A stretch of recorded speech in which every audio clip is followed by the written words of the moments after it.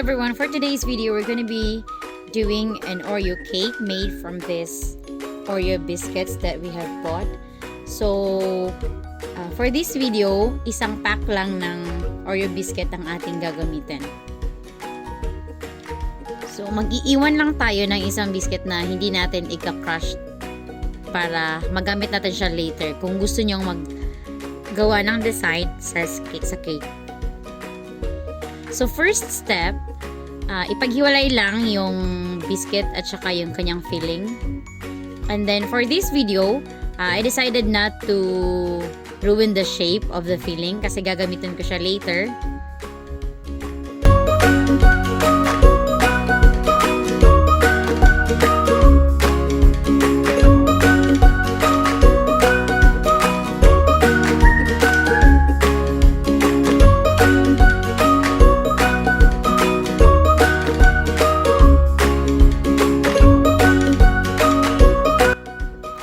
After mapaghiwalay yung filling at yung biscuit, ready to crush na tayo sa biscuit na to. And then since wala tayong blender, so we're gonna be putting it on a plastic and then magpukpok version tayo.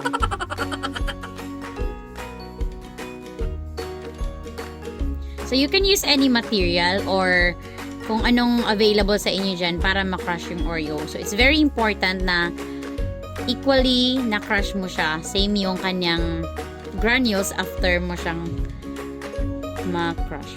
So, pag nalipat mo na siya sa isang lalagyan, i-check mo lang kung lahat ito ay nadurog mo. This Oreo cake that I'll be making, I'm gonna be using crema asada, or you can use creme densada if you want. I prefer to use this one compared sa condensed milk since mas matamis si condensed milk, and then gusto ko lang na neutralize lang yung kanyang tamis. So, I use this one. And then, i-mix mo lang siya.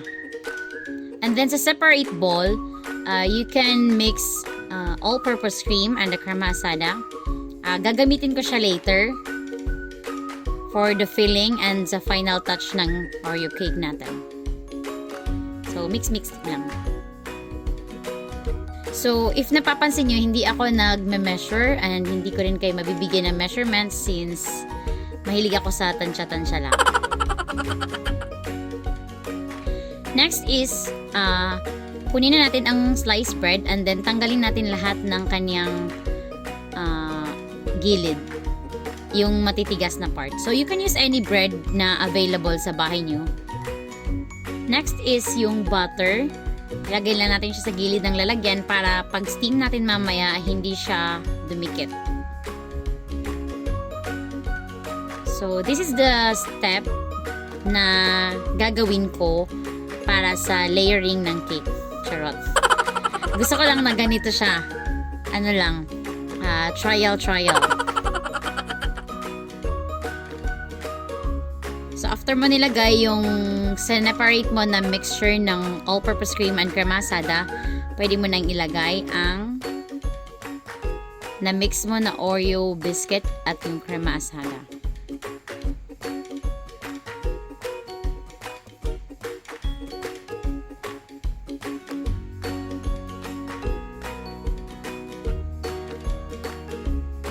Then, pwede mo nang ilagay yung bread.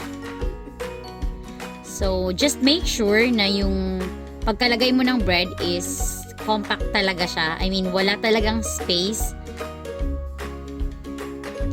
So, you can cut naman the bread na different shapes as long as nalagyan mo lahat ng bread. And then, lagyan mo ulit ng cream.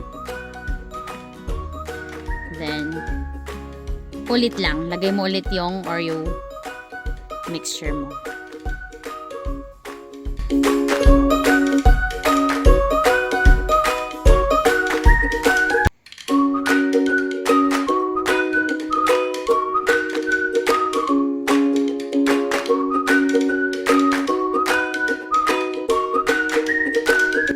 So, you can choose how many layers of bread ang gusto mong ilagay, but for this video, at least 2 lang ang pwede kong ilagay since yun lang ang kasya sa Oreo mixture na ginawa ko.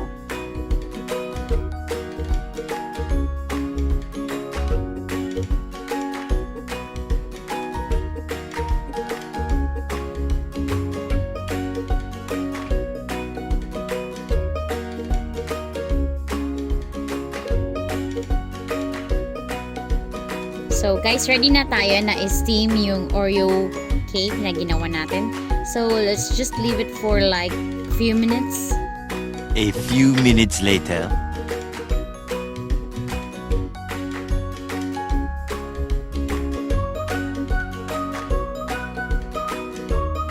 A few minutes later. So ganito ang itsura niya after natin siyang steam, and then ilagay lang natin siya sa ref para lumamig.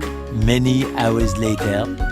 So ito yung itsura niya for 2 hours na nilagay ko siya sa ref. And then lalagyan natin siya ng natitira nating cream for final touch. So you can decide on your own kung gusto niya na siyang kainin na ganun lang yung itsura niya, or kung marami kang time, pwede mo siyang design-designan just like what I did.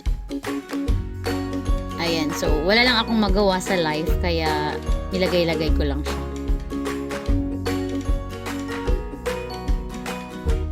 So I also added Ribisco biscuit na kinrush ko. Trip ko lang talaga siyang ilagay. So actually pwedeng wala na rin if gusto niyo.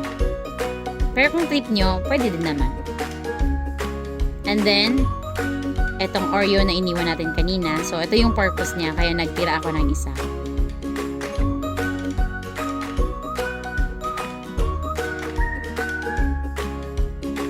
A few minutes later.